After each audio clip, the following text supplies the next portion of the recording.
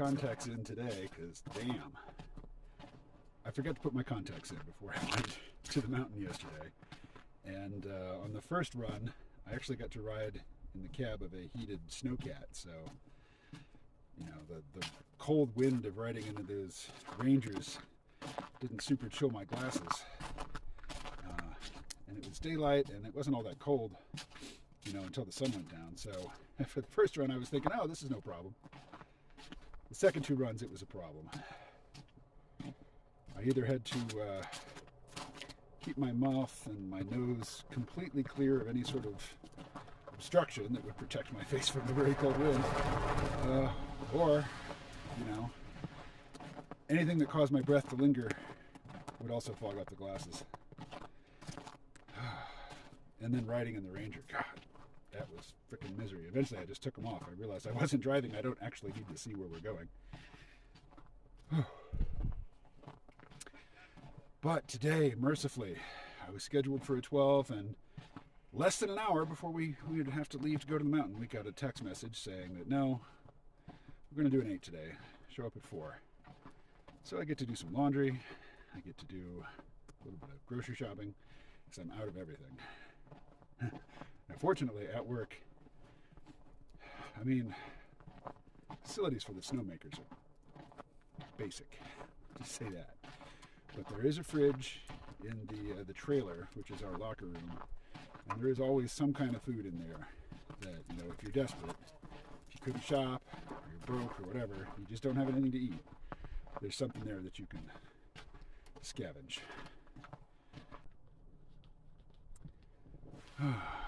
What else? Still not following any news, really. Every now and again I will listen to one of Peter Zion's missives, but they're typically not, you know, super tied to the news cycle. These tend to be more long-term geopolitical and demographic and energy and, you know, technological analysis. More sort of long-term big picture stuff. It might have a passing connection to the news cycle, but you don't need to be tuned into the news cycle to get it. And I'm just not. I'm not tuned into the news cycle. I mean, I remember when I was a kid, I would spend summers in Arkansas, in the house where my mother now lives, and the house where I was living until a couple months ago. And my mother and my grandmother would watch a soap opera every day. And as a kid, I would watch it as well. And I remember I'd watch it, you know, over the course of the summer, and then I'd go back to wherever we were living, you know, because we moved around a lot when I was a kid, and I would just forget about it. And then I'd go back the next summer, and I'd start watching, and I could pick it up immediately, because these things move so slowly, and they're designed to keep you hooked, you know, on a daily basis, and they're also designed to be, you know, easily accessible, easy entry into them. I think the news cycle's the same way. So, yeah, I have no doubt that when I decide to, you know, pay attention to it again, that I'll be able to pick it up no problem. Because, you know, that's how it's designed. It's designed to captivate your attention and hold it, and, you know, having a high bar for entry in terms of prior knowledge wouldn't serve that function. So, anyway, is there anything you think I should be aware of, news cycle-wise?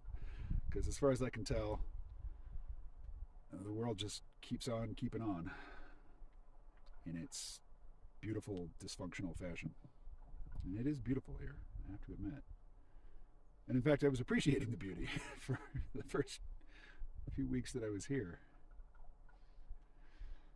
And now I recognize it abstractly, intellectually, but there's no... the emotive part of it is missing. But, you know, I know when to take a picture. How are you all doing? I mean, those of you who comment. Those of you who don't, well, I will assume that the people who comment speak for you.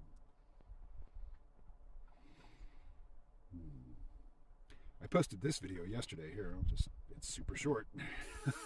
Check it out. So, there's a guy named Daryl sliding down the mountain on a shovel. That's something that all the younger, which is most of them, younger snowmaking people do, is shovel rides. And I don't do that because I'm here to make money and walk away whole, and the risk-reward ratio for me is different than it is for them. Both the risk and the reward. Part of getting old, I guess, or older. I know that there are many of you watching who are older than I am, and I hear 30 and 40-year-olds complain about getting old, and I just shrug or roll my eyes or whatever. Typically, I don't say anything to them about it, but I don't hear much of that in snowmaking because, my bosses are 22, the same age as my oldest son, and 26. And then the big boss of the whole department, I think, is 34. So, aside from me, one of my roommates is 51, and another old-time, super old-hand snowmaker just turned 50, and he's the old man of the department. And I have to say, I only see myself from certain privileged angles, in the mirror and here in the camera. So I probably look older than I think I do. But I think I look young compared to people around me who are older than most of the other snowmakers, but still younger than me. But again, I've known other people my age who thought that they looked young. And to my eyes, no, they looked every day of their age. I think if you don't get fat in your 50s or your 40s, and 50s, that you think you look young. But if you think about it, you certainly know skinny old people who look old. All right. Clearly I had nothing to say, but it had been days since I'd posted a video, and I told the therapist that I post these videos kind of as a coping mechanism because I do value the feedback that comes in as a response to them. So as always, your feedback, even if it, if you think it comes off as unsolicited advice, I'm soliciting it. And if your feedback takes the form of advice, so be it. It's all good. But it can also take the form of suggestions for tuning into very specific stories in the news cycle, or it could be, whatever you like. Just not spam. Anyway, catch you later.